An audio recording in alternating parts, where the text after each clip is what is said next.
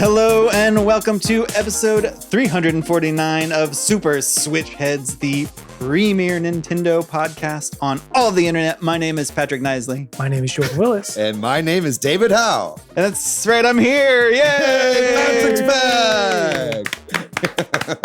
This week we are returning to the Elements series, and this episode is going to be all about fire in video games. We got a lot of news to talk about as well. The Mario movie is making money, and video games are being priced weirdly for Nintendo, it would seem. Amazon Luna is going away.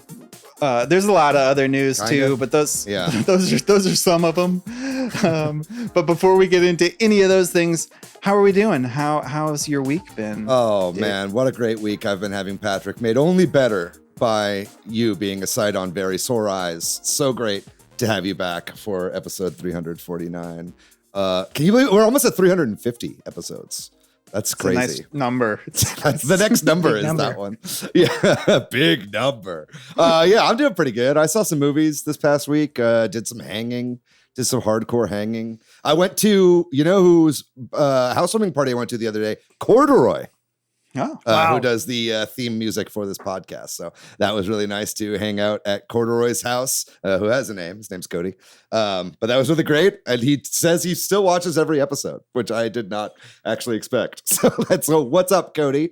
Thanks for tuning in. Always great to see you. But yeah, I had a great week, to be honest. What about you, Jordan? Pretty good. My brother's short film got into a film festival in Conroe, Texas. So my brother picked me up and we made the trek with him and his wife to Conroe to attend one block of a film festival. It was an interesting experience. As film festivals typically are, it's a little, the films are all over the place, but we had a good time hanging out together and seeing that. And the film festival was sponsored by an engraving place, and they donated engraved plaques for different things, and that was just nice. So my brother has that, and he's gonna hang that in his room now.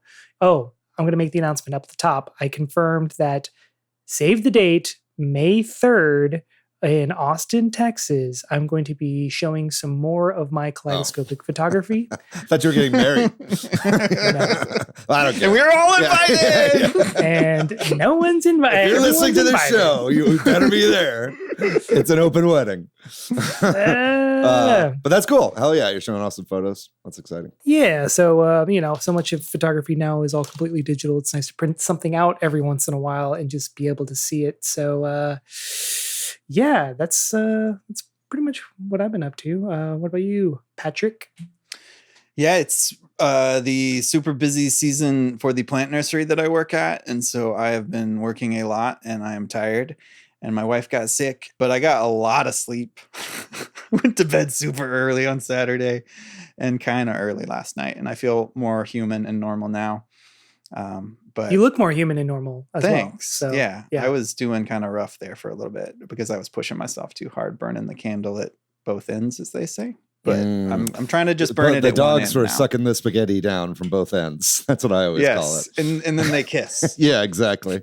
In France. That's great to hear, Patrick. I'm so glad to hear that you're feeling better. It's good to have you on the show. And I can't wait to talk all about the main topic. But before that, I say we get into a little bit of shout outs. What do you guys say? We got some great shout outs from last week's episode. Last week we did a Mario Galaxy movie spoiler talk with Danny Goodwin, and that was super fun. We had a really good time. Over on Blue Sky, Dark Lord 76 said, after seeing that movie and playing the game a few days ago, I really hope we get a new Star Fox game. And at the beginning, they really hoped that they would always say, good luck, which I also agree with. Huge hearing speech out of the Super Nintendo back in the day. Blew my little baby mind. Over on YouTube, Omega Man, in reference to our talk about Disney potentially purchasing Epic Games, that's a rumor that's going around right now, they said Disney's eyes were bigger than their stomachs. They thought that Marvel, including Fox and Star Wars, would be automatic money printers. Sure, the hype was big right away, but they diluted the product too much. And it's kind of hard to disagree with that. It was a lot of quantity over quality. Whenever Disney picks anything up, I'm definitely never in favor of any kind of merger or acquisition. So I really hope this is all just hot air and not actually going to be anything in particular, but yeah. I mean, to be fair, they were automatic money printers for enough time to make their money back and a lot more. Yeah, that's probably true. The fact that it's petered out was maybe always part of the equation, right? Yeah. Hopefully, I don't know. Yeah, It's a bummer as a fan, though. It just like both those franchises being burning me out on them. Mm-hmm. Yes, I'm with Patrick. Crazy times. Yeah. And we're all such huge Fortnite fans. What would What's going to happen, dude? I can't wait for the Fortnite movie. Oh my God. Oh, what do you even do about a Fortnite movie? I hate that. You do. It's just a 7-year-old kid in his bedroom yelling at his mom. Well, Fortnite's on the TV for 2 hours. Anyway, if you too would like to be shouted out next week, listener, please drop us a line. Great place to do that is down in the comments section of the YouTube version of this podcast episode. That's right. We have a YouTube version. While you're over there, please give us a like and subscribe if you could. Share the show with a friend. Also, you can, leave a comment over on social media or on Instagram, TikTok, any of these other places where we're posting clips. We'd love to hear from you, and we will be sure to shout you out on the episode next week. We'll have more information at the end of the show about all the places that you can follow us. So be sure to stay until the very end because, man, it's great hearing us say goodbye, isn't it? Anyway, before we get into our main topic, let's do some freaking news. What do you guys think? Are we ready to do the news? Yes. Let's do the stinking news. We're going to start with a little bit of Pokemon news. And can you believe it? Something that the Pokemon Company has done is controversial. The new game, Pokemon Champions, has released after a seemingly very long time in development. If you're not familiar, Pokemon Champions is kind of touted as like the new official way that Pokemon battling will be happening at all the tournaments and stuff like that, as a free-to-play app that connects to Pokemon Home and lets you battle with your friends and randoms online. It has come out quite buggy, I think, according to a lot of people. I know there were some issues where if you started it docked, it was running at like half resolution, but if you took it out and then put it back in, it would go back to full resolution. Like weird stuff like that. Also, the game just had some, netcode bugs and some other problems as well. But reactions are mixed, to say the least. I know a lot of people are very much enjoying the game, even some people in our community as well. I have not tried this out yet. Jordan, have you played this at all? Have you given it a go? I have not given it a go. The competitive battling scene was like never my favorite part of Pokemon. I always liked kind of the adventure and building up your team as you go along. So this was never really going to appeal to me, but I was curious to follow along with this because I'm like, how do you reconcile what the fans want versus like how a live service game is supposed to go? Because clearly they were going to start with like a section of the Pokemon. And I think it's kind of interesting that you could do something like I used to play a lot of Hearthstone, and Magic the Gathering does the same thing where there's the standard where like you can only use cards from specific sets, like some of the newest sets. So I was expecting something similar to happen like here, but apparently it's like less than 200 Pokemon are available. Yeah, that's a huge problem with it right now, I think. And then also like they didn't include a lot of popular battle items. So people are pretty upset about that as well. So yeah, I don't know. I'm like, I can't say I'm like super surprised, but I'm also a little bit surprised that they didn't expect this kind of pushback from the get-go. Well, it is developed by Ilka, who did the Brilliant Diamond, Shining Ruby. Is that what were those called? Diamond and Pearl. Brilliant. Sure, Brilliant Diamond, Shining Pearl. Man, this shows what kind of Pokemon fan I am these days. But same developer there, and I know that game was also pretty panned for how it played at launch. It is true. It's interesting that they're holding a lot of these Pokemon back, and I'm sure that they'll be adding more with every season. Because it is going in seasons or whatever. But it is kind of a bummer. As far as I know, though, it is like a pretty decent game to not put any money into. Like it's, if you are cool shuffling Pokemon in and out of your Pokemon Home and then shuffling them in and out of Pokemon Champions, you can do quite a bit for free if you're just trying to connect Pokemon from your games into this online battling app. But yeah, Patrick, do you care about this at all? Your Sorry, no. notorious Pokemon hater, Patrick Knisley, I stays don't wanna- nothing if not consistent. Yeah, I don't want to rain on anyone's parade. I'm just going to keep quiet. You don't want to It ran poo-poo on its on own anyone's parade, yeah. mons. Yeah. Anyway, that's a little bit to say about Pokemon Champions. We'll see if it gets any updates anytime soon or if they respond to fan feedback. If it does, I imagine it'll happen a bit slowly. But yeah, that's our review of Pokemon Champions, I guess. None of us have played it. We'll move on to the next bit of news. And 3 new Nintendo Entertainment System games have dropped on Nintendo Switch Online Nintendo Classics NES app. And those 3 games are Pac-Man, Tower of Druaga, which is a Japanese-only Famicom game, and the original Game Freak game, Mendel Palace. So that's a kind of interesting collection of games that have dropped, actually. The version of Pac-Man on NES, it's not like the best version of Pac-Man in the world, but it's certainly not the worst. That would be the Atari version. So thankfully, I guess we didn't get the Atari version on the NES app. But if you wanted classic Pac-Man, you've got it for free on your Switch now. Mendel Palace, I've never played, but it looks fascinating and very odd. Kind of the gameplay is sort of hard to wrap my head around a little bit. It kind of looks like a UFO 50 game to me. It does which is look like a weird. UFO It's just like a 50 weird game. thing to say. Yeah, yeah. Like I saw it and I was like, oh, that reminds me of like that one UFO 50 game. The color palette is really similar to UFO 50 as well, which is maybe what was making me think that. But Tower of Druaga is actually a pretty cool Konami game. So there are, or it's a Namco game. I'm not sure exactly, but Namco game. Konami game. Now I can edit which one it is. And this is a game that I actually own on Famicom. I actually own the Famicom cartridge. It came in a big pack of Famicom games that I bought for my original Japanese Famicom. So Druaga is an awesome game. I've been enjoying it. It's a game that I've actually played quite a bit on the original Famicom. So these are all pretty cool. Any of you guys play any of these, or any of you opening the NES apps anymore? No, but give me GameCube games. Yeah. Like this. I mean, it's great to have more content. Like I would maybe play the Tower of Drago. It actually looks kind of interesting, It but is like cool. I don't think I'll play it for super long. Yeah. Like so, I'm just like whatever. Yeah, I'll probably try out Mendel Palace. Patrick, you need to bring back Playing It Wrong, because how else are we going to know about these games? These random games. Well, how are we supposed to know what these are? Oh man, that's a flash from the past. That's like 300 episodes ago. Anyway, I think it's great that they're still dropping NES games. The cadence has obviously slowed incredibly, and now we're getting really odd releases like this.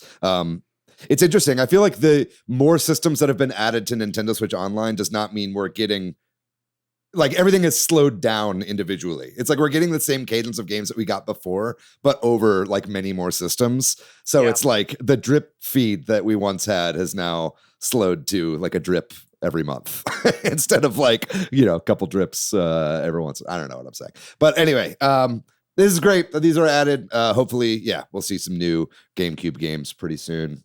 And Game Boy Advance games. It's been a hot minute since we got a good Game Boy Advance release on this thing. But we'll go ahead and move on to the next bit of news. And this is about some variable pricing updates. First of all, something that's very exciting. On Nintendo Today, Rhythm Heaven Groove got a release date. So this game is now dated for the 2nd of July. So you will be able to play this with your family over the Independence Day weekend, celebrate America's Day as God intended. But yeah, this is really great. This is coming out, and it is going to be $40. And it's $40 for the digital and physical editions of this Switch 1 game. So this is good. It's really good that, we've got, this is a game that, like, I don't think anybody would buy, certainly at 70. If it was doing that, but even at 60, I think it would be a hard sell for a lot of people, especially that have never played this franchise before. No, I was just wondering, do you think that the pricing is about that, or do you think it's about content? Like, I'm a little worried when I see 40 almost. Well, how much were the WarioWare games? They're 50. Yeah. Yeah. But maybe Wario as a name is like. Yeah. I think WarioWare as just a franchise is a lot better known than Rhythm Heaven, especially in the States. But I don't know. To me, it feels like they really are trying to actually do some variable pricing recently. You know what I mean? Like, we got the $60, digital edition of Yoshi, where every other Switch 2 game has been 70 up to this point and whatnot. So I'm trying to give him, I guess, the benefit of the doubt on this. I am like kind of slightly annoyed because I bought 2 vouchers.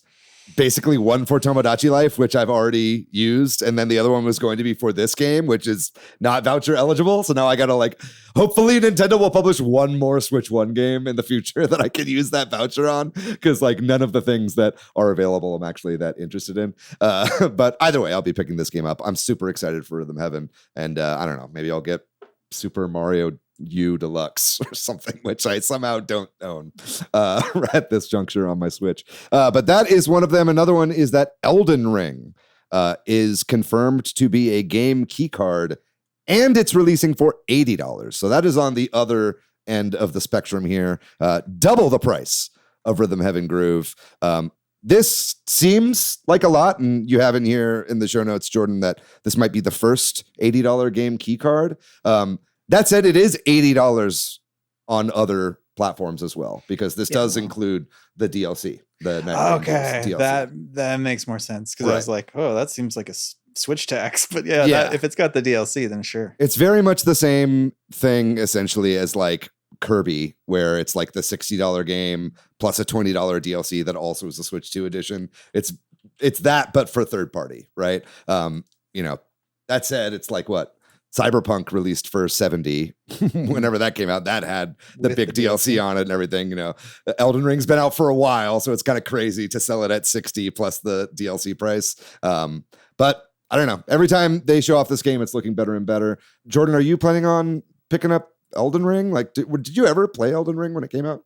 No, I actually have a copy of Elden Ring sitting downstairs for the PS4, because I went over to my friend's house and he had a PS4 copy of Elden Ring and a PS5 copy of Elden Ring. Mm-hmm. And the PS4 version got a free upgrade for PS5. So I was like, why do you have both versions if it was a free upgrade? It's like, I didn't know. Mm-hmm. So anyway, I was like, well, I'm going to borrow your PS4 version. And I haven't played it yet.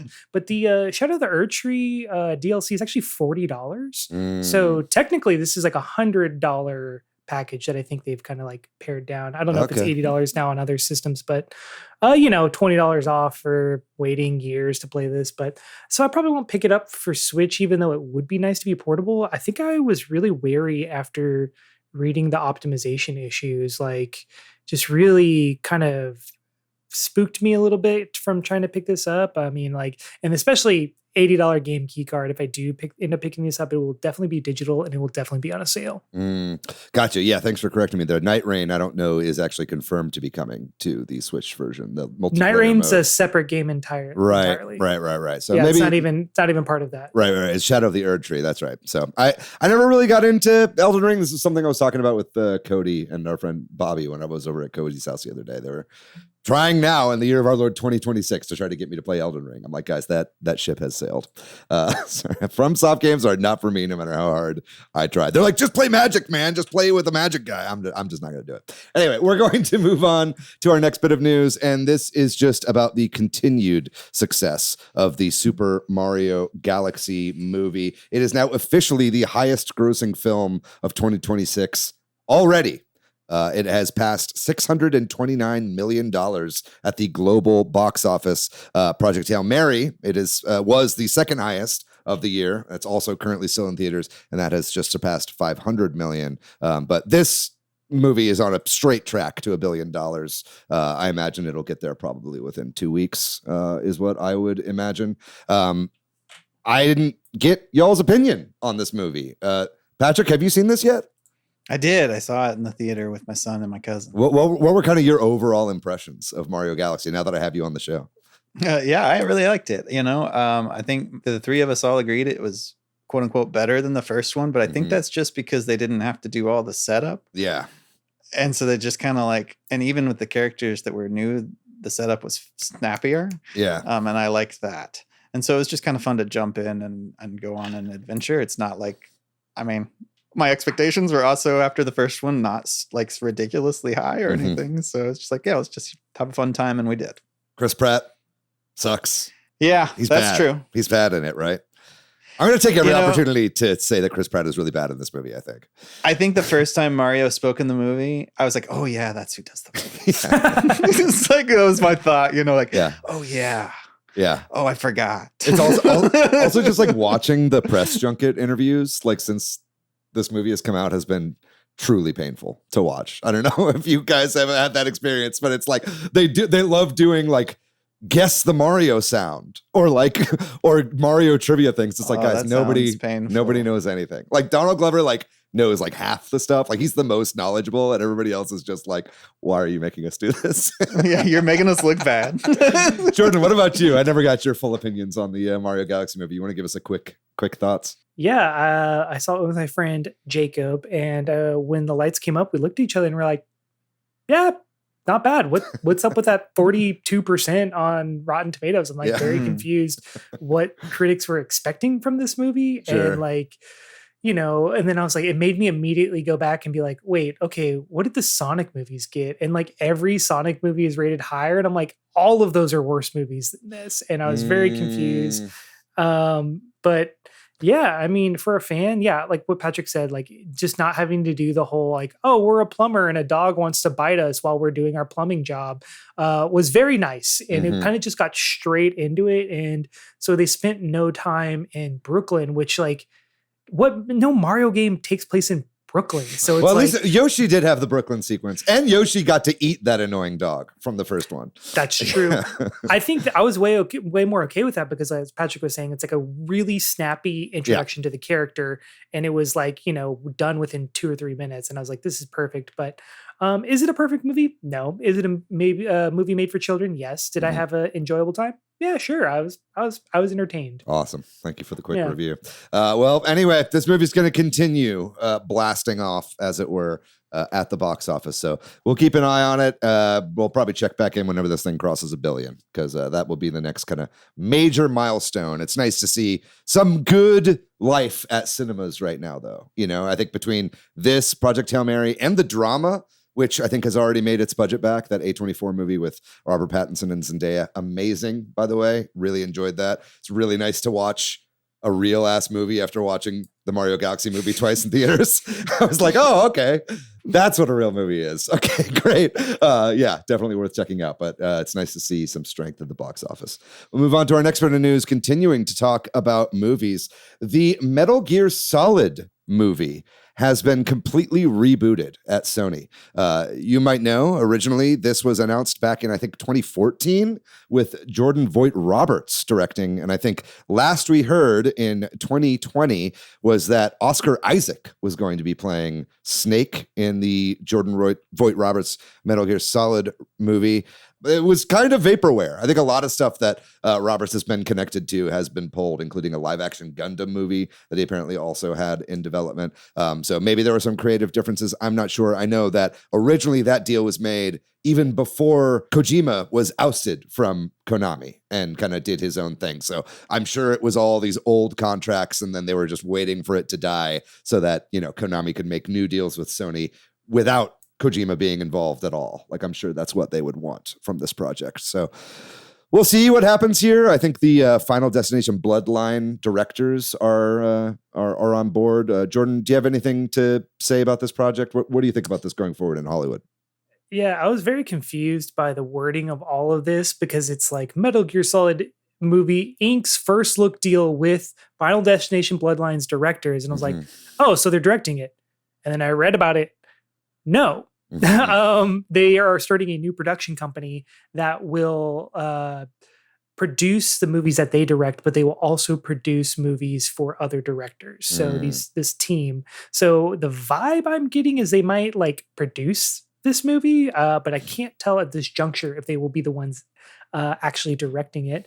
I don't know, man. At this point, just let it die. There's no way this is going to be good. I don't know. Maybe it'll be fine, but it's like if you want to watch a Metal Gear Solid movie, just play any of the games. They're mostly movies anyway.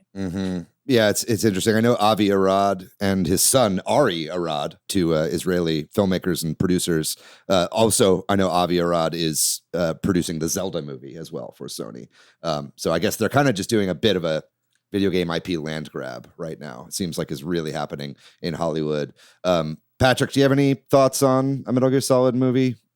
No, I'm not very familiar with the franchise, and all this talk is a little confusing to me too. Yeah. So I think what they really need to do though is team up with Kojima to have like a Metal Gear Solid Death Stranding opening weekend, and that be the double feature that they market and pit against each other. Like they used to pit rappers against each other in like, the early 2000s. They're gonna pit the Death Stranding movie versus the Metal Gear Solid movie. That's my. I truly don't think that this is going to come out. I think this is going to continue to be vaporware, or I don't know what you call it when a movie in production, it's stuck in production hell, I suppose you could call it for a while. But right now it seems like this is no more going to be made than it was the last time it was announced. So whenever I hear a director is on board, a star is on board, and they have a production schedule, then I'll believe it. But I think until then, you would be safe to assume otherwise.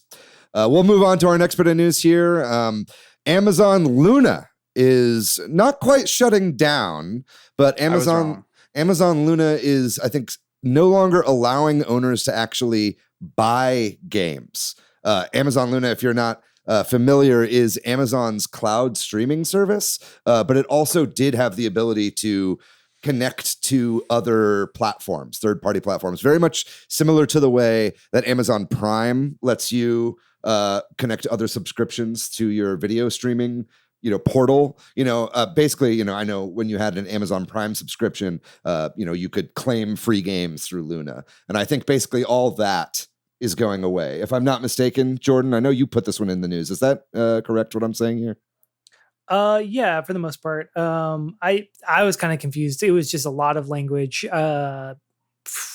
Yeah, it seems like that kind of thing is going away, but they're saying it's evolving. Mm-hmm. So I don't know exactly what that means, but it does feel like they are going to take access away. Right. But it's just kind of ironic to me to always see, like, before the Switch 2 came out and everyone was up in arms about the end user license agreement, about how Nintendo can brick your Switch 2 if you do anything, if you the uncouth with their system. And I'm like, yeah, but like they have not really done that, or at least I haven't seen any instances of that. Whereas Amazon is literally just straight up taking away games that people paid for and removing their licenses and not giving any refunds. Yeah, this is, I mean, the fear that everyone has with online video game license platforms, right? Is that just at any time the purchase you've made will just be yanked away, and that is what they're doing here. They're not like, oh, you can't buy them anymore. They're like, we're taking them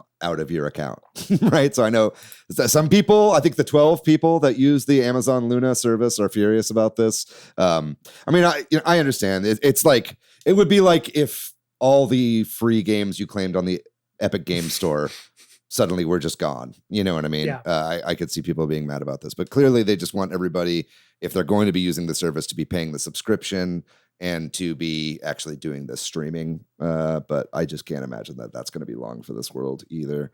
Fun note, I was watching the trailer that you put in the show notes here, Jordan, for Amazon Luna. And there's a point in that trailer where two people play Control multiplayer in Times Square in New York City, which makes no sense whatsoever. So much like this service, it was never really long for this world and not very realistic. Patrick, you have any thoughts on this? Yeah, I think that just briefly, like cloud gaming, I'm not inherently against cloud gaming, but boy, these people that are pushing cloud gaming sure are making me be against it. Mm-hmm. Like the handling of the Google and the Amazon cloud gaming stuff is just been rough and makes you be like, okay, that's maybe I don't want it. Mm-hmm. Well, what might be next might be Game Pass, because our next bit of news is about Game Pass. And new Xbox head Asha Sharma has said that Game Pass has become too expensive and is thinking about bringing the price down.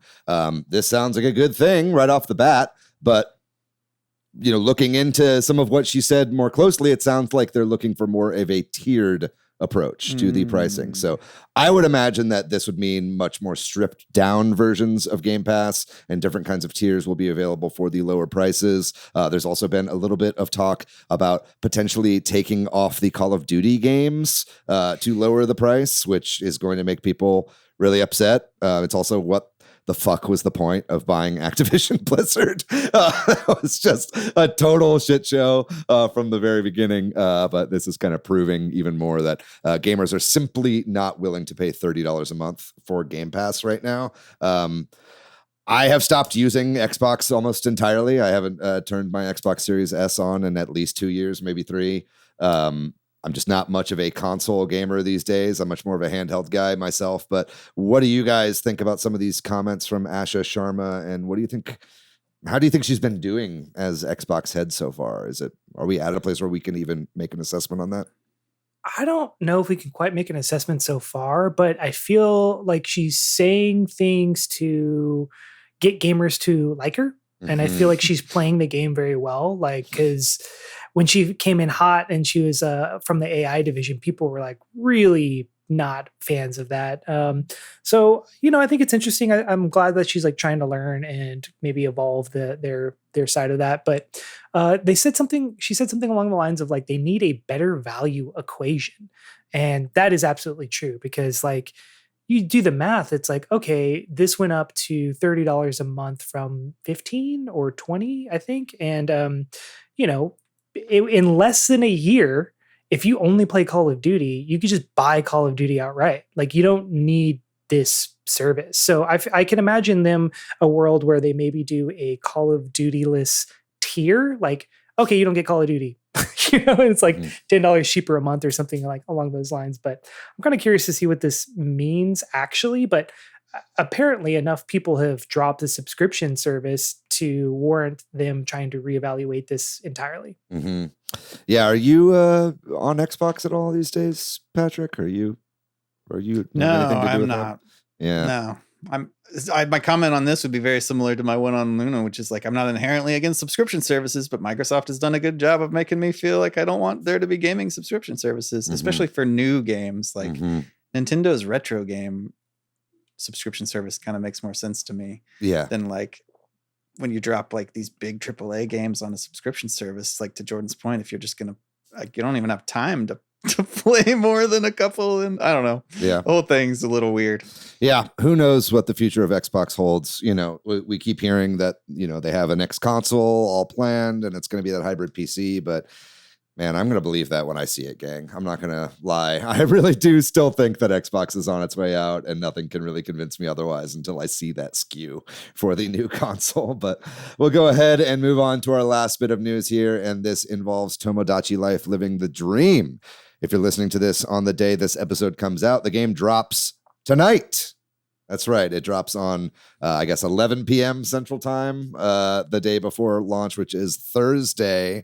And I'm really excited for this game. I've already got this game preloaded on my Switch 2 right now. Super excited about it. A couple little tidbits here.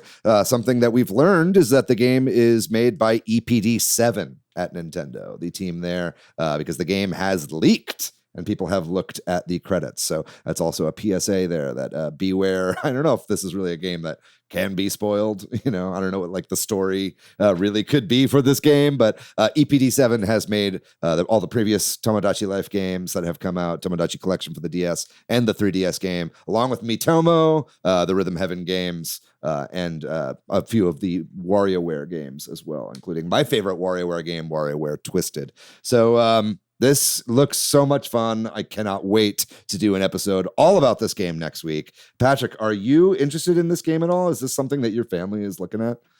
My son is super excited for it. Cool. He played through the demo while I watched. He's so excited about it that I'm a little like trepidatious because I don't think we can play it together because he wants to make weird choices. But I might be able to get my wife to play it with me, but she also is like a little weirded out by it. So we'll see. Well, it seems like it's for the most part like a pretty solo game. Anyway. Yeah, you know like what I mean? Like you can play together right. on the couch or whatever, but it's not like you're going to be going to each other's islands, really. No, and so mess it with, would be Bokopia more like or something. make choices together or something. Which is kind of what we thought we might do, but it's. I think my son's got a vision. It is a We'll weird see. game, so I could understand someone being turned off by the entire endeavor. But I'm super excited. I know, Jordan, you said that you're not really going to be picking this game up. Are you still holding strong on that? Yeah, I mean, I might play your copy and just try it out, but Yeah. I mean, I played Miitomo for like a week before I got really bored. I just don't see this as being for me. The social aspects that like don't intrigue me enough. It's like, how many times can I laugh at a character making each other say, "I like eating poop," and then be like, "Ha ha ha ha ha"? I don't know. I Well, just that's where you and I differ, Jordan. I could do that ad infinitum. I am really excited though, because my brain just doesn't work that way, but I am very excited to watch other people's islands, because there's going to be some people that do some real weird stuff. So I'm excited to actually just watch it, but I play it. I think I'm good. This is going to be an incredible stream game. I can't wait to watch Yeah. just all the crazy shit that people are putting online. Also, this isn't here in the show notes, but something I saw a couple weeks ago was there is no Switch 2 version of this game, at least not at launch. There might be one coming at some point. I'm sure mouse controls would work perfectly on this game. So I do hope they make a native Switch 2 port of this game. But at least for the time being, there is no boost mode that is enabled for this game. And that's because Nintendo has made it to where it runs in handheld and docked at 1080p. So that's kind of just nice. I hope that is something that they continue doing for Rhythm Heaven, that game as well. Just knowing that they're both kind of low-powered games and can get the most out of the system anyway. Keeping that resolution undocked when in handheld mode just basically means that you're never going to have to worry about it looking all crunchy when it's playing on your Switch 2, given that it is a Switch 1 game. So very, very excited for Tomodachi Life Living the Dream. I did play a ton of Miitomo. I do think, though, that the best thing about Miitomo was the interactivity with other friends, which, again, is not really a part of this game very much. But I will at least have fun having my me dress up in funny clothes and taking pictures every week. So that is going to be a good time for David. That's going to do it for the news. We've got a lot that we're going to be talking about in the main topic, which is all about fire. Something you can't shout in a crowded theater, but you can talk about as far as video game mechanics are concerned. And we are going to do that with Jordan and Patrick right after this break.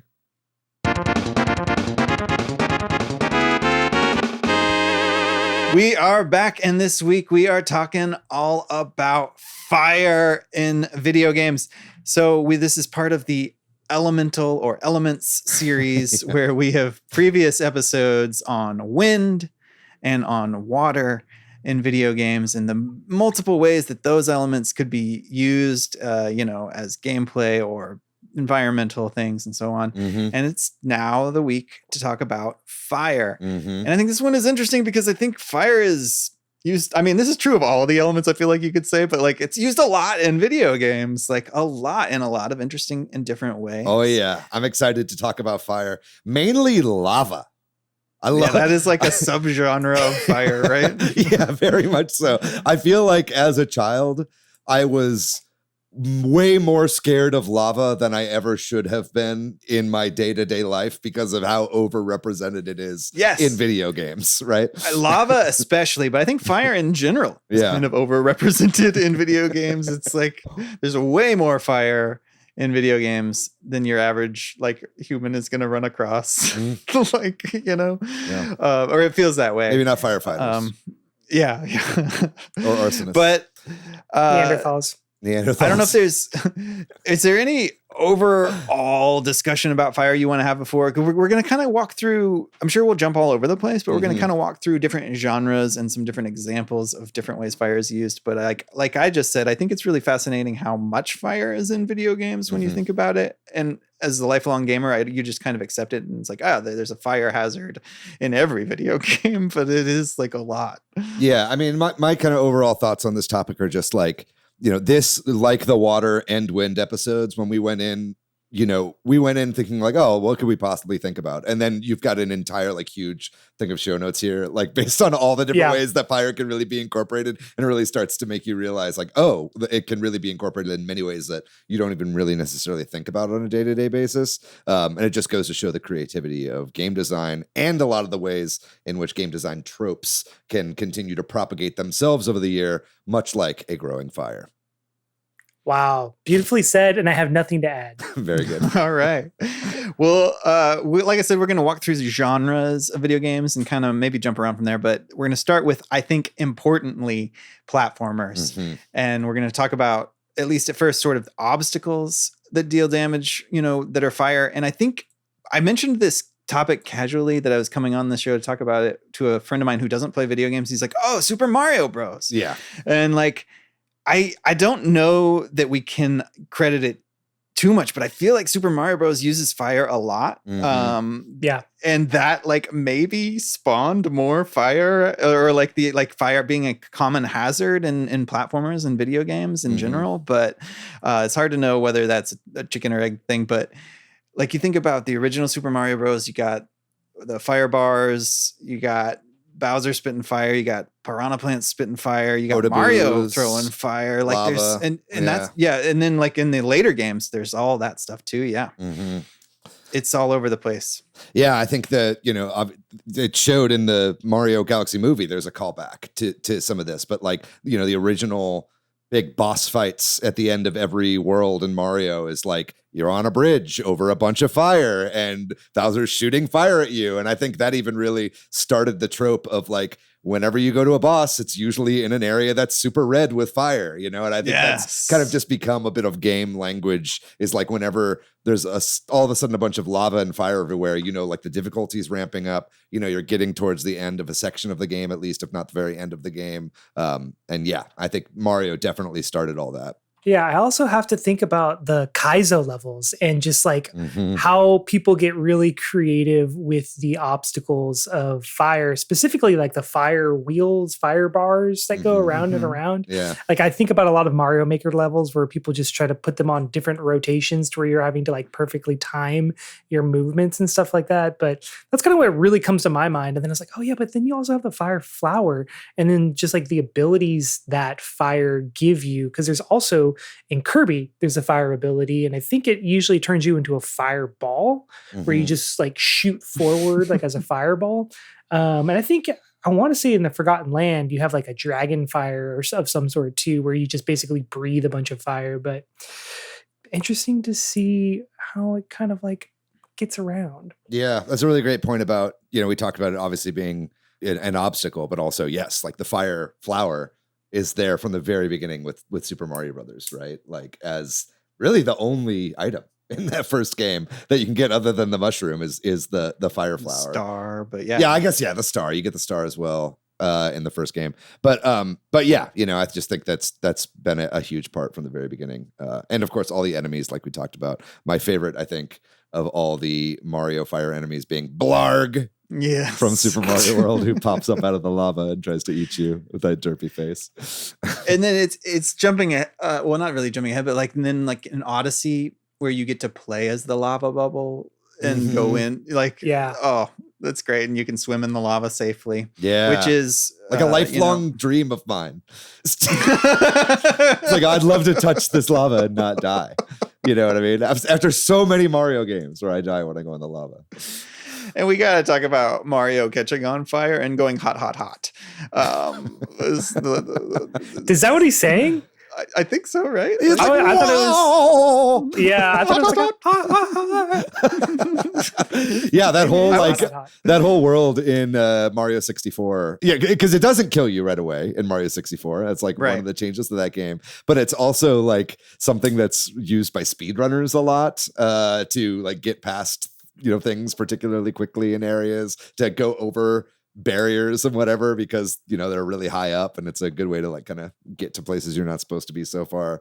Big fan of Mario's butt being, and I think just Mario grabbing his butt whenever, because it's hot, it's just hilarious for kids, right? Like I just always thought that was so funny. We have a few other random things here. One of which is like fire acting as a barrier in some games, like Metroidvania or Zelda type platformer games, and until you can like have a protection to get through it or something. I mean, fire that's just another thing fire is used for a lot in video games, is to like section off. Yeah. And then you can douse it maybe in some games, or like you can, or the fire is out now and you can go, or whatever, or like something that railroads you or something. Yeah, I think about it a lot in terms of like you need a certain kind of equipment upgrade in order to get into that area. Like in Super Metroid, you know, you have to get the Varia suit that lets you get into the hot areas. I believe so. Yeah. And so there, it's just a way to kind of gate an open world. You see that also very much with Zelda games, all the way to the newest Zelda games like Breath of the Wild and Tears of the Kingdom, where you need kind of, you know, fire gear in order to not, you know, die on the volcano or something like that. I think that's a really cool mechanic. Just kind of sticking with lava a little bit too. I think that lava can be used in a whole lot of ways. One of my favorite, you know, is obviously, just because I'm a huge Donkey Kong Country guy, is Donkey Kong Country 2, the Hothead Hop level.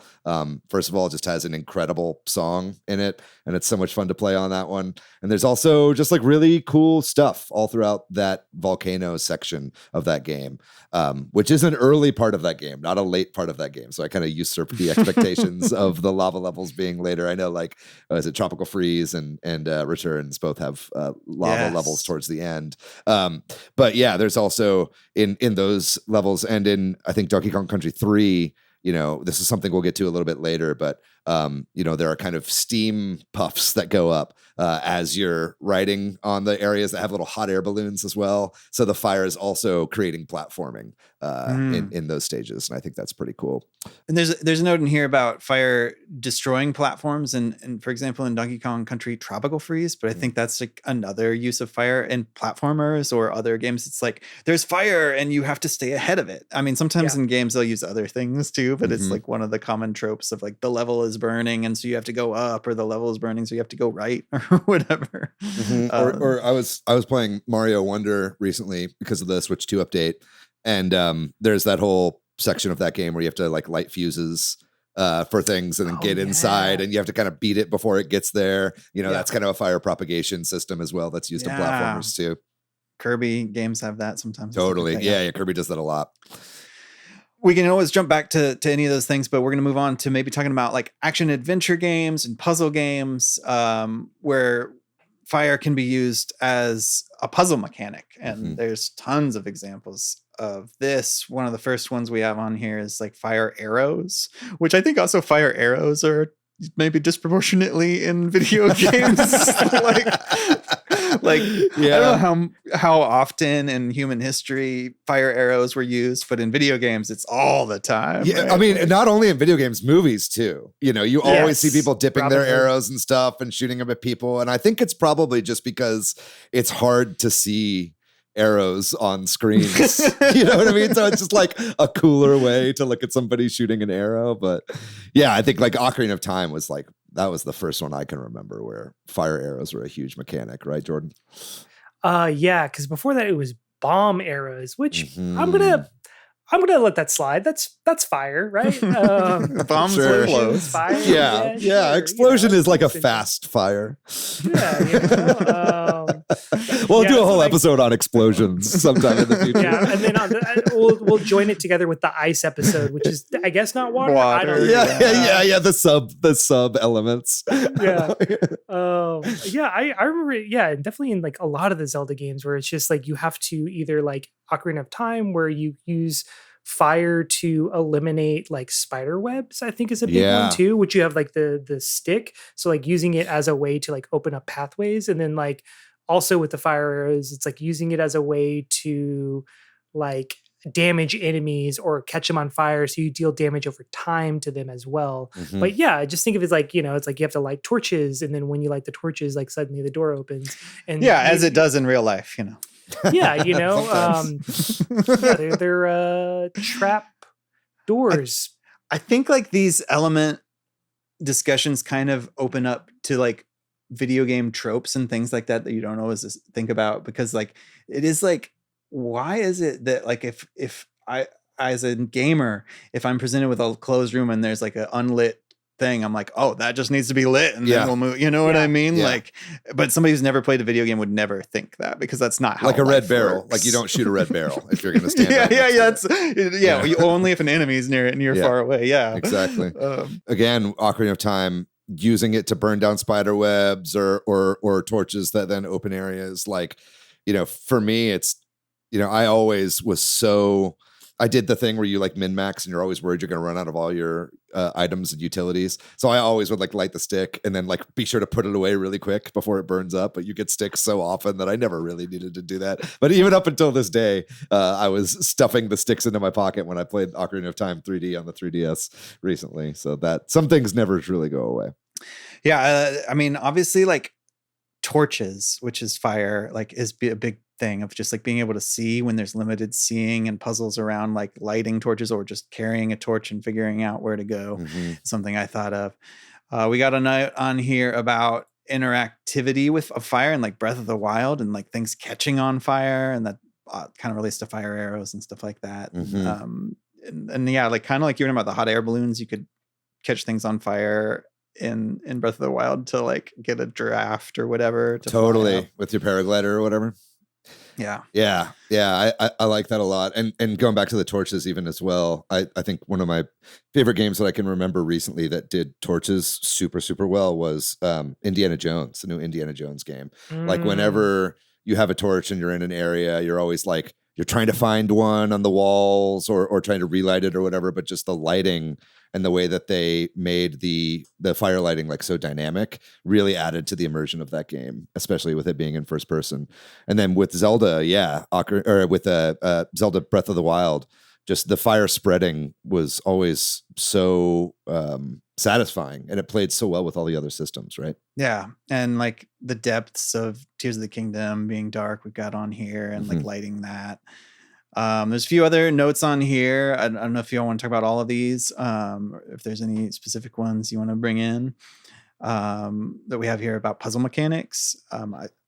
Sure. I mean, there are some, I don't know if it's necessarily a puzzle mechanic, but like there's a whole genre of like firefighting games. And particularly I wanted to bring up Brave Firefighters for the arcade. That's a game that I played a ton whenever it's available at an arcade. I always love to play Brave Firefighters because it's essentially, a light gun game or like a Time Crisis style game, but you're like shooting at fire with like hoses or whatever. So that's a really fun genre of game. And in, looking up stuff for this episode, there are like tons of firefighter simulation games that I did not realize are being made all the time, but that's a whole subgenre that I think gets overlooked a little bit. But Brave Firefighters for the arcade is such a fun one. We've also got a note in here about red Pikmin. I'd love to talk about Pikmin. Sure, please. So, I think that the red Pikmin are fire immune. Fire is used in Pikmin a lot, just like in other games, to block you off. There's a lot of fire enemies, and when Pikmin is at its finest is when you're kind of like having to, make sure you throw the right Pikmin at the right thing and be efficient and get your, oh no, I threw a yellow Pikmin at a fire enemy, or I tried to attack a fire enemy when they weren't on fire briefly with the wrong Pikmin and screwed up. And so it's kind of a puzzly, but also actiony use of fire there, and kind of the reverse because they're resistant, right? To fire enemies. So. Yeah, and if you throw a regular Pikmin, they die.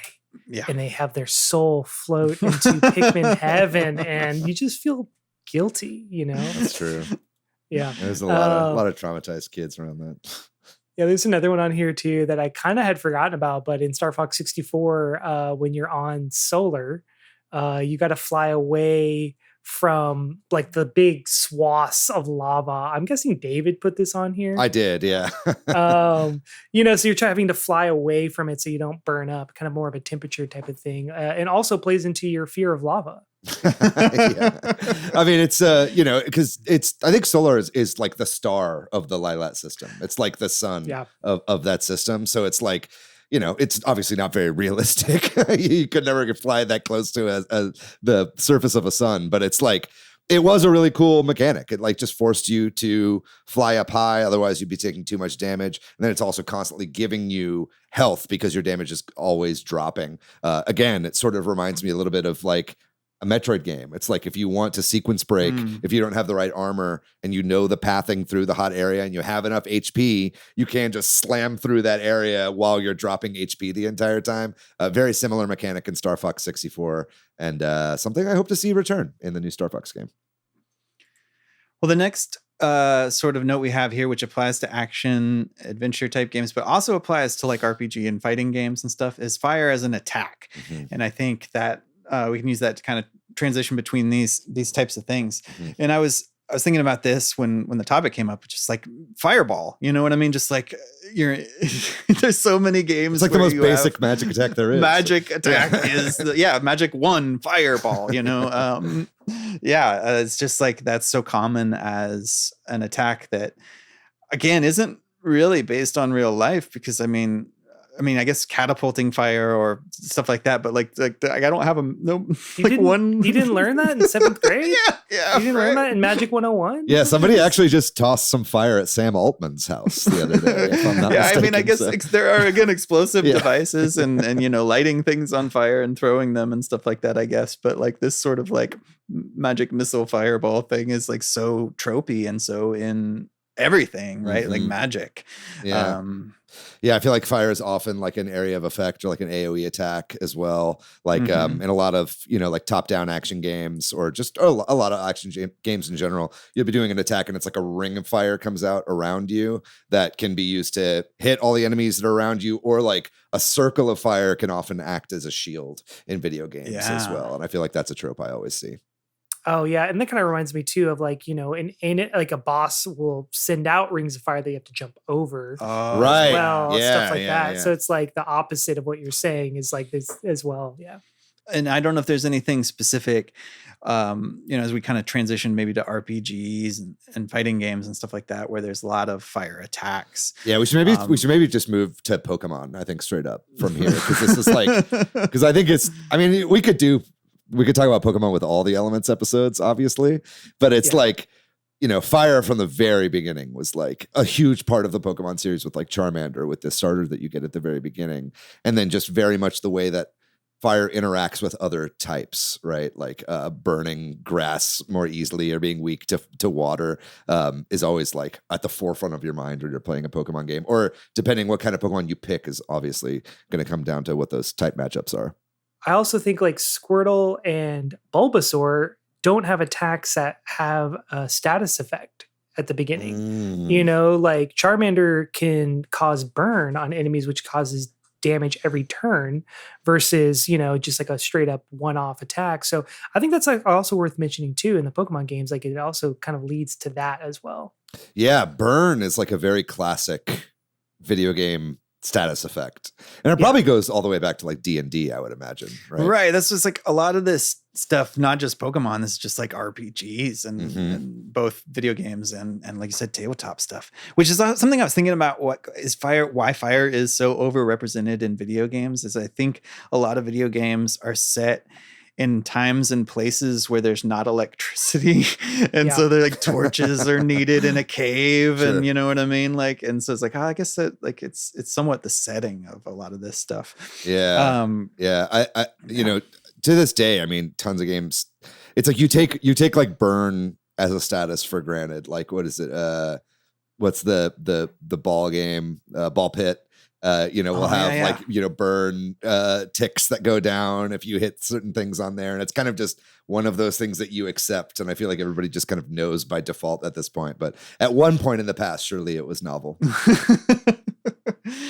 Yeah. And I mean, for attacks, you know, we also have fighting games kind of looped in here. And that's great. Like, you know, the Street Fighter. I mean, Hadouken is kind of a fireball as well as like some of the other attacks, Yoga Flame and stuff we've got on here. Yeah, it's really strange when it was like Ryu casts fireball. Like, I don't know, it just sounded weird, you know? So they changed it to Hadouken. But also I think about Kin's Shoryuken, which as actually doing the research for this episode, I did not realize the Shoryuken didn't originally have the flame. Like it wasn't until like some version of Street Fighter 2, because I watched the evolution of Kin's Shoryuken and I was like, wait, when does it actually come in? And it's like not until maybe, There's so many versions of Street Fighter Yes. 2. I don't remember which version it is, but yeah, that took a while to come in. But I think it's interesting, just like as a visual aesthetic trope, just speaks to how much humans love fire. Mm-hmm. Yeah. That's really great. Obviously, too, going back to RPGs as well, like the Firaga and like the fire elemental attacks from Yes. From Final Fantasy. That's like such a huge trope within that franchise. It's like every single game has those same attacks within them. The fire summons and everything that you have. Yes, so to say fire summoning Ifrit or whatever. Right. and, Yeah, I love that kind of stuff. And I think you put Golden Sun in here too, Jordan. Was that you? Yeah, that was me. Well, so the main thing in Golden Sun is you collect these Jinn, and they all are corresponding to a planet. But they also all correspond to an element. So the Mars Jinn are the fire ones, and so there's like different characters use different Jinn. So yeah, and it's all. I think I really like it in Golden Sun. And one of the things I just like about that game in general is that it's not just for the attacks. It's like you use them in the overworld to solve puzzles as well. So it's like a little bit of both. That's like, I think one of the best things about Golden Sun is it's like, oh yeah, you get these attacks for when you're battling, but they also like have uses outside of battle as well, which is cool. It's not something you see a ton in RPGs. It's mostly just like a one type of thing. So, but yeah, so I just wanted to give a shout out to the Mars Jinn in Golden Sun games. Oh yeah, they're definitely listening to the show. Also, what I didn't put was Fire Emblem.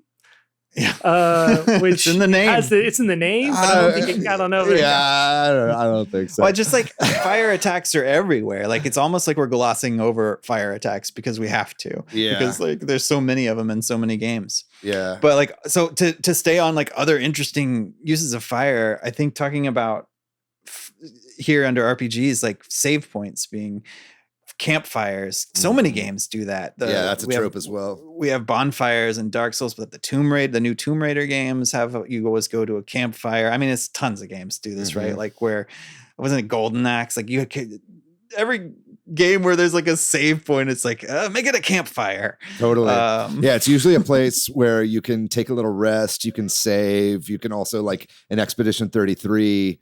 When you set the fire and your campsite and everything like that, that's where you end up doing all your stat upgrades and all your abilities. And that's where you kind of take a break from the gameplay and sort of start to do a little bit more like management of your abilities and your items and whatnot. And I think that's definitely a trope that you see that's oftentimes involved with fire.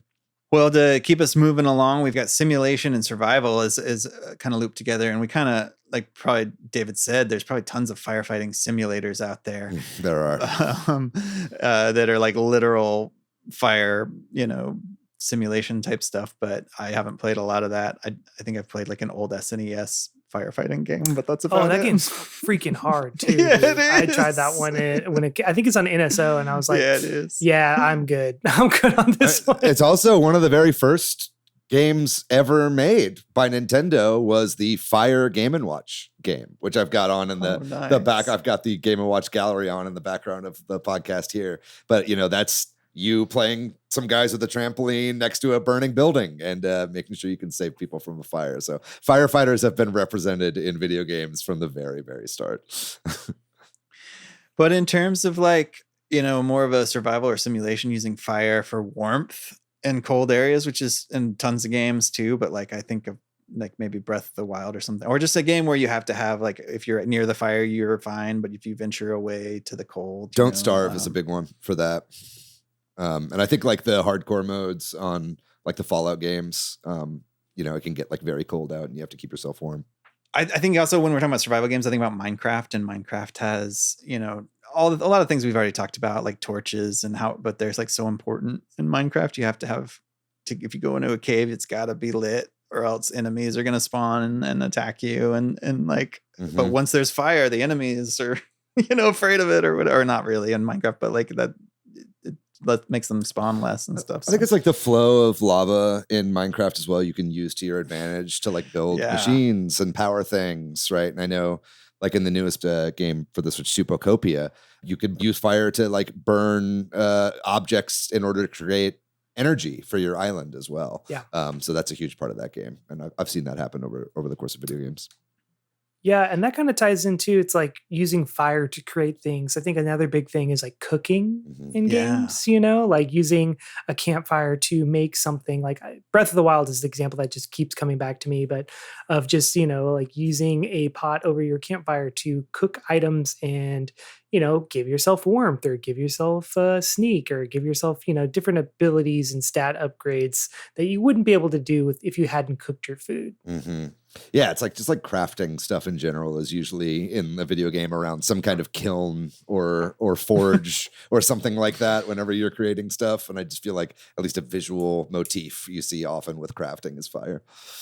Seeing Breath of the Wild next to Noita here in the notes makes me think about the action, which is in a lot of video games, of lava, being our fire representative, being met with water, our previous element, and that like creates, that's true in Minecraft too as well, to tie it into survival, where like you can make something by putting water and lava together to then walk on or cross the lava or whatever is a big video game trope too. Man, that's such a great point. Like, that's another thing that I thought happened way faster in real life is like the creation of like igneous rock. Like you just throw some water on lava and you can just immediately walk on it. And it's not hot at all. Yeah.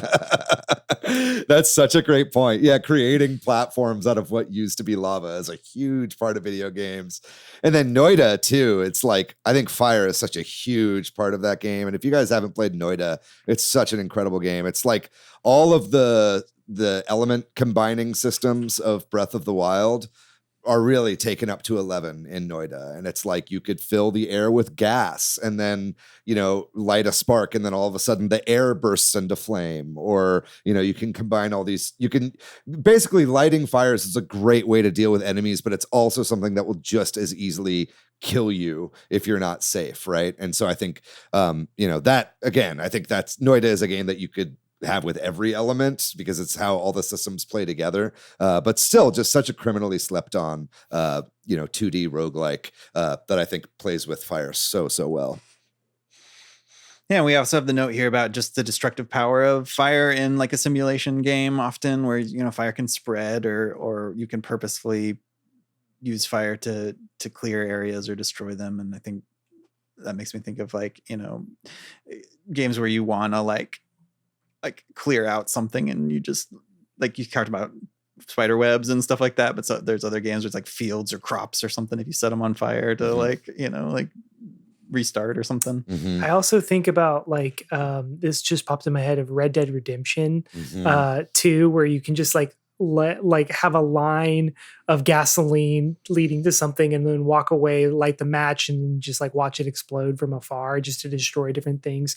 And I'm sure it's also used in other kind of games with destructible environments where, it'll slowly like catch something on fire and slowly destroy something. So it gives you like a little bit of time as well. Someone also put here an FTL, fire spreading in the ship. Yeah, I put that one on there.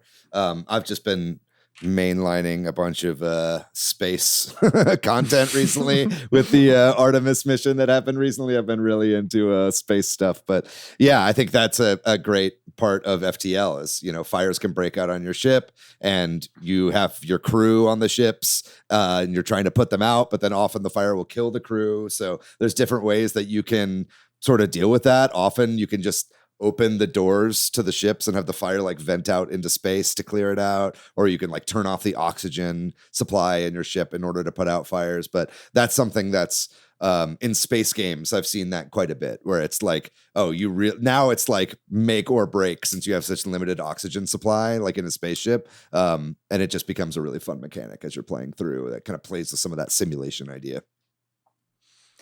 Well, we kind of have a few more sort of broad fire related topics here that are not so genre specific.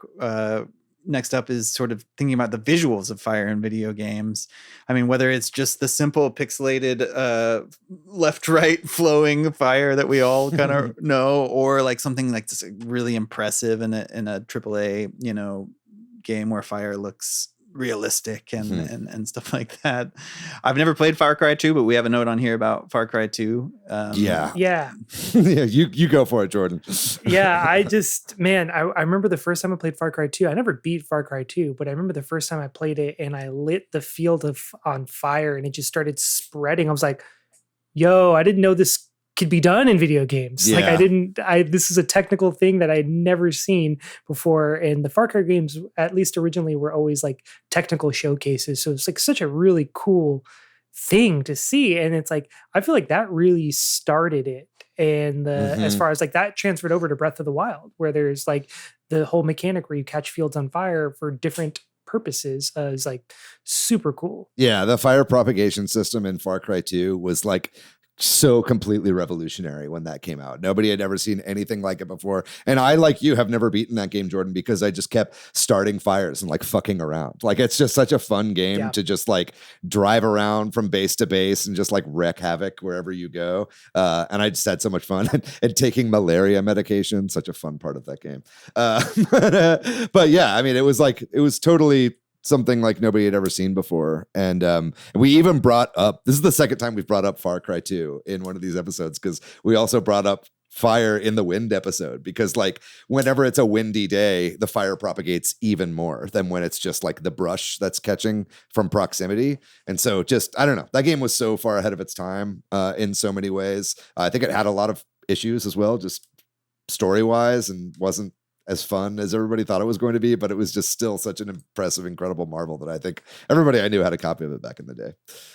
That makes me think something we kind of missed saying, and that is like flamethrowers in FPS being a big use of fire. Yeah. But unless you'll have something to say about that, we can No, I just shout out flamethrowers, man. Good on you. Well, we also have the idea, which we kind of touched on a minute ago with the lava thing, of like combining fire, and you just mentioned too with Far Cry 2, the sort of water putting out fire, which is also a real life thing, but a thing you see in video games a lot, and wind spreading it or what have you, and lightning striking, causing fires in some games, and these sort of especially like Breath of the Wild or like or any game like we're talking about Noida, or things where there's that interactivity of fire is really cool. Seeing it combined with other systems. Totally. And then lastly, we're going to talk about maybe some games that use fire as their overarching narrative or setting. We got a few here. Does anybody want to talk about any of these? I put these on the list here because I couldn't think of like where else to put them. But there are games that are kind of just like built around fire. And I think the first one I obviously think of, just because it's in the name, is like Firewatch. And it's not even like, most of the game there like isn't fire in it. You're just kind of walking around, but it's all about that anticipatory, like I'm doing my job, there's a greater story being told that's like a personal story, obviously, that it isn't necessarily like having to do with fire, but it's like you play this guy who is a person who lives in a Firewatch tower in a national park.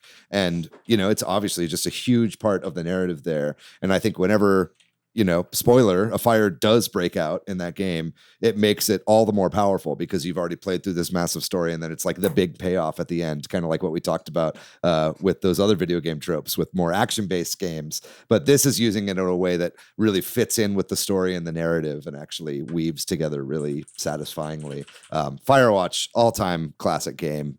Definitely play that if you haven't yet.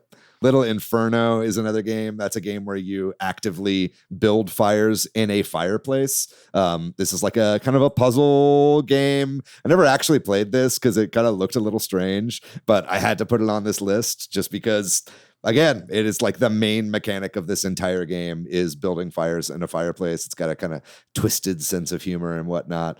So definitely wanted to give Little Inferno a shout out. And then lastly, for a more recent example, at a recent Nintendo Direct, we were given the reveal of Chillin' by the Fire, a Switch 2 exclusive game where you can sit by a fire while you look at videos of your friends over game chat. And again, this is a game where it's all about building a little fire in a pit and just kind of chilling out. And it's cool that games like this exist, even though no one, I've ever heard of has ever played this game. Do you guys have any other like fire related games that you can think of that didn't fit into the other categories? No, but I will reserve my thoughts on rocket launchers and first person shooters and Burnout Crash Mode for the explosions episode. Okay, yeah. What about you, Patrick? Any final thoughts on fire? I think that my final thought is just that it's everywhere. And I like what we opened up with. And I'm sure that people listening to this are clamoring to share some examples, because we had to go so fast and we had to like kind of skip things that I like. There's got to be a lot of fire uses that we missed, or it's everywhere. It's like, and as I thought about it, I was like, why is it so prominent? And I think probably some early examples like Super Mario Bros. And probably like the typical settings, and like it just has presented itself as a great way to have attacks and barriers and, like all these things we've talked about. It's just an easy go-to. Yeah. And shout out to lava, to be honest. Like I do like really love volcanoes, like in real life. Like I think volcanoes are super cool. And I think it's because I played so many video games why I love volcanoes so much. It's like volcanoes are like always a sign of like the bad guy's lair, or like Death Mountain in Ocarina of Time or whatever. I just think it's such a cool thing. Grumble Volcano, another great level in Mario Kart. Got to give it a shout out. Just a big lava head over here. I think it also just like really emphasizes all the classical elements that humans are attracted to. I mean, like what this whole series is based off of, right? It's just like, and then fire just being one of the most important things in human history.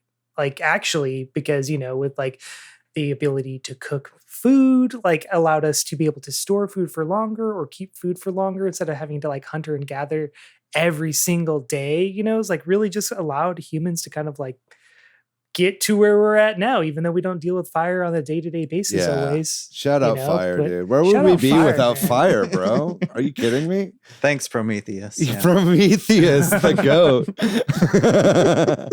Well, yeah, like you said, Patrick, what do you think, listener? We've surely...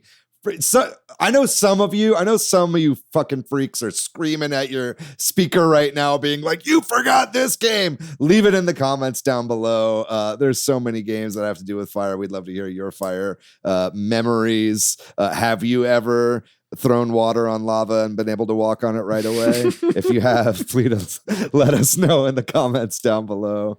But I guess, are we done with the topic? I think with all that out of the way, we're ready to move on to the last section, which is the games we're playing recently. Yeah, I've been playing some games this past week. I actually started up for the first time Alan Wake 2. Whoa. I know this is a game that you really enjoyed, Jordan. I am having a hard time playing it because I'm allergic to playing games on my PS5 for some reason. Every time I start a game on my PS5, I end up just kind of looking at my phone for a while. But this is a very fun game so far, and I do like the sort of detective elements that I'm playing along with. And then of course, just like the Remedy style of the live action and the way that they weave in the storytelling with the gameplay and everything like that is a ton of fun. I'm only a couple chapters in right now, but I'm really enjoying Alan Wake 2 so far. I was going to maybe hold off on this game until I finished Control, but I put down Control so long ago that every time I pick it up, I'm just like, and I think I'm like really close to the end. So I think I'm mostly okay to just start Alan Wake. You're totally fine. Like if you're close to the end of Control, you got all of the narrative elements that you're going to need. Yeah. And I played the Alan Wake like DLC section that they added in as well. So it's like, so I think I'm probably good, but yeah, really fun game. I'm glad I'm finally playing it. I do have a question for you. It's like my friend Daniel he put it like this, where like Alan Wake 1 is Twin Peaks season 1 and 2. Alan Wake 2 is Twin Peaks The Return. Does that hold true? Sure. Yeah, I'd say so. I mean, I think The Return is like a little bit more like slow in a lot of ways than Alan Wake 2 is. But yes, I'm playing it and it's just like it's like a game with really good graphics where I'm going into like the diner from Twin Peaks, basically. It's like really reminded me a whole lot of Twin Peaks on this playthrough as well. I think the first time I played Alan Wake was before I'd ever watched Twin Peaks. And now that I've like watched through Twin Peaks, it's just like, it's like going home. Yeah. But other than that, I've been playing a couple other games. One of which I was playing today. I played some SNES Online with Weiss today. And we always play Panel de Pon whenever we play games online. But I wanted to try some other, stacker games, and we were playing Kirby Star Stacker, which is a Famicom only Kirby puzzle game that's on NSO. And man, this is so much freaking fun. We had so much fun playing this multiplayer, and it's also really fun in single player as well. In fact, I've got a game going right now where I'm just like, am I just gonna play this forever? I keep making save states and putting it down because I'm at like 1400 lines cleared or something like that on this game. But it's so fun, and it's the kind of game where you just like, oh shit, I've been playing this for an hour. My brain feels incredibly smooth right now. But Kirby Star Stacker, it's only in Japanese, but most of the game you don't really need to know any language whatsoever in order to play it. And then lastly, I have been playing some Mario Kart 8 Deluxe, and this kind of started mostly when I went to Cody's party, and we played some Mario Kart 8 Deluxe at the party, and that just got me hankering to play more. And I will say, now with the boost mode in handheld mode on Switch 2, Mario Kart 8 at 1080p in handheld mode on the Switch 2 just looks fucking phenomenal. Like, it is so, so pretty. This is like the one game that I really hoped that Nintendo would make a Switch 2 upgrade for, just so I could play it in handheld in 1080p. And I wish it was still 4K on TV, which it's not, obviously, but just playing it in handheld in 1080p is such a great way to play this game. And I still think I prefer the online in Mario Kart 8 Deluxe to the online in Mario Kart World. I hope that game gets more updates down the line, but I still have a great time going back to Mario Kart 8 Deluxe. And it's funny, after 10 years of playing this game since the Wii U, I still always go back to it. Best Mario Kart of all time. What about you, Jordan? What have you been playing recently? Yeah, mostly 2 games. So first game, I want to shout out developer Slime King Games, who sent us over a review code for Under the Island. So went ahead and played through that. So Under the Island is like a top-down Zelda-like, as the best way to describe it. You step into the shoes of this Nia, teenager who is forced to move to an island because her parents are like archaeologists and they're studying the island for their university. So they're supposed to live there for a year. And you kind of stumble into your own adventure on the island. Really beautiful graphics. I really like the types of items that you get. So like David was asking me during the break, he's like, does this game have fire? And I said, yes. And actually one of my favorite items is like, it's like a little wand that shoots a fireball out. And I think my favorite thing that they do with it is they use it as a mechanic to like start a timer. So there'll be like a series of bushes and you light the one end on fire and then you're supposed to run around to try to beat the bushes on fire. It's going to like trigger a switch that closes the door and you got to get to the door before it triggers that switch. So that's really cool use of fire in that game. But so if you like Zelda type games, this is like maybe a 10 to 15 hour game. Really, really fun game. Looked like there was a Picross puzzle in this game as well. There's like a Picross section. Yes. I wouldn't call it a Picross game, but there are Picross puzzles in the game. Awesome. I'm going to play it. Perfect.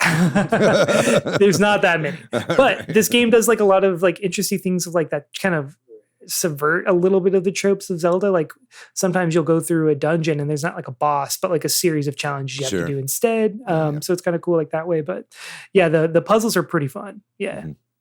But yeah, other than that, I have also returned to Super Mario Odyssey. Like when it first came out, I beat the game and then I started to go back to 100% it, like get all the power moons, and I didn't get super far. I got decently far, but and then before Bonanza came out, I went and I did pretty much the exact same thing. I think I was like literally 20 power moons from where I was when I first beat it, however many years ago when it came out. So now I am the furthest I've ever been in Super Mario Odyssey. I have like 450 power moons, something along those lines. So I'm going for it. I'm going to get them all. You get all 900 or whatever there?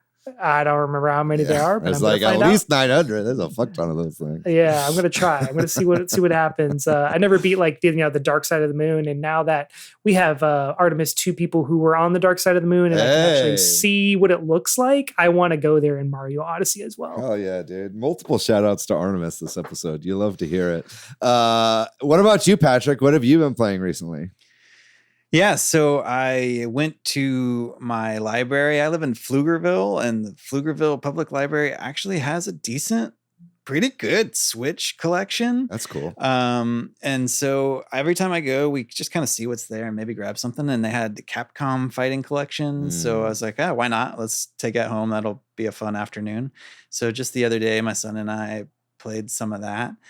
I think it was like probably the most we're gonna play it, but it was from the library, so it was great. Like, because I was like, you don't want to play me at Street Fighter, but all these other games I've never played. Let's play those, and you might have a chance. And there's even one I think it's called like Red Earth, at least the English title, that he beat me every time, and I was like, what the heck? I am really good at fighting games, and like. I was really dismayed, but every other game I could handle him on. So, oh yeah, shout out NASA, shout out libraries. And then my son and I also started a new playthrough on Pikmin 4. The recent update and 6 months ago, added a difficulty, which one of my criticisms of Pikmin 4 was it was too easy for me, at least. And I know they were trying to bring people in, make it more accessible, but they added I think they call it Fierce mode in this one. Oh, cool. And so we're playing through it on Fierce mode, which, to be honest with you, isn't hard enough for me. Like it's a bit of a bummer because I feel like this is what normal should have been. Right. But it's a little harder, but it's not even that much. You need a Nuzlocke Pikmin mode. You know what I mean? Like 4, yes. Yeah, it's just too easy. But I think playing through it on Fierce mode has reminded me of how good this game actually is. When I played it initially, I enjoyed it a lot, but it's just like I was disappointed that it didn't have true co-op like 3 Deluxe did, and I thought that's where they were going to go with it. And I was disappointed that it was more Pikmin 2-esque than 3 and 1, but I'm enjoying it a lot, and we are working towards 100%ing it. But I don't know, we've kind of dropped off a little bit. We played the other day, but well, maybe hold off, because I think that if I'm not mistaken, I think this game actually. A Switch 2 edition of this game did get rated, if I'm not. I've heard the rumors about that. It's like a PEGI rating or something like that, which there was also a PEGI rating for Splatoon Raiders, which we forgot to bring up in the news. But so I think there are more Switch 2 and new games on the horizon pretty soon. Well, yeah, we've kind of fallen off, so maybe I'll wait and see if that pans out. And to also then piggyback off the Splatoon Raiders thing, because I've been so busy, I've kind of dropped a lot of single player stuff and just not been playing that many games, but I've slid back into playing Splatoon 3 when I have a little bit of gaming time, because I can just do a match here or there. I've been just loving it. I don't know why this game is Splatoon 3 is so good. It's just my like comfort game. And I really don't know, but I might have the most hours in Splatoon 3 of any video game I've ever played. Yeah. I wouldn't be surprised if that was true. I know that's true for a lot of people in our Discord. Like, I think I've been playing every mode too and just enjoying. There was a Splatfest this past weekend, which I kind of got invested in a little bit. Who did you pick? Like the Bears, and they won, right? Yeah. Congratulations. Yeah, I did my part. So it's like when I feel like I want to be bad at Splatoon, I play the like ranked modes, and when I feel like I want to be good, I play Turf War and just dominate. And then when I feel like I want to be like middle of the ground, I play the Salmon Run. So there you go. Are you like excited about Splatoon Raiders? Like, will you? Because I know you're not like a huge Splatoon single player guy, right? Yeah, I always want to like it. I think you've said this too, and but I kind of drop off of it. So maybe if there's a game that doesn't have the multiplayer option, I won't drop off of it. Right. Yeah, you're not tempted by the other modes. Yeah. I'm just curious what that game is going to be, man. That too. Who freaking knows what Splatoon Raiders is going to be about? Hopefully, we hear about that soon. I think Nate said this summer for Splatoon Raiders, so that would be really, really great to see. Anyway, I think that's going to do it for this episode. Patrick, thank you so much for coming back on the show, man. Such a delight to have you as always. And thanks for hosting the main topic. You did a really great job. It was like we didn't skip a beat, baby. I tried. 350 fucking episodes of this thing, and it's like riding a bike, right? That's what I'm talking about. But anyway, that's really great to have you. Thanks again to MilkyWay.co for doing our website. Thank you to Corduroy, who has a new house, for the music. Thanks to all of our wonderful patrons on Patreon. If you'd like to find me online, I'm pretty much everywhere on the internet at Monolith Fiji. You can find me at Gordy. And what about you, Patrick? Where can people find you online? Yeah, where I am as PDYX. Okay, very good, very good. And we talked about it a little bit during the break, but we gotta ask. You still working on games? You got anything cooking right now? What can you tell the fans? Yeah, I don't think there's a lot I want to talk about publicly right now, just because it's not very ready. But I am working on stuff. Now is the busy season for me at my day job, so it's harder for me to make progress. But I think that hopefully there'll be some stuff to share later in the year. We got some coals in the fire, as it were. Yes, very good. Definitely. I'm glad to hear that. Yeah, there you go. Check them out at PDYX. Yeah, definitely. Also, if you haven't, check out Monochrome Heights on Steam. One of my favorite games from last year. If you'd like to find our show on social media, we are at Switchheads on Blue Sky and Twitter, at Super Switchheads on Instagram, Facebook, and TikTok. We have a website, that's switchheads.com, and then we have a Discord, a Facebook group, and a Patreon, as we mentioned before. If you want to chuck in a couple bucks on the Patreon, we're certainly not going to stop you. It would be very much appreciated. And please join us on the Discord. Such a wonderful community that we've been able to establish there over the last 7 years, and we would love to have you come be a part of our community there. A great group of non-toxic gamers all having fun and talking about the topics from the show in greater detail. So we'd love to see you there. There will be links to that in the description of this episode. Whether you're watching it on YouTube or you're listening on Spotify, Apple, or any of the other podcasting platforms, leave a review for us if you could. Like and subscribe over on YouTube and tell a friend about the show. But yeah, that's it, man. We've got episode 350 next week, and we're going to be talking all about Tomodachi Life. Can you believe it? I can't wait for that. But in the meantime, gang, you guys know the drill. Be safe out there. Be kind to yourself. Be kind to one another. Why don't you set your house on fire? See what happens. We love you very much. Fuck Ice, Free Palestine. We'll see you next week. Bye-bye.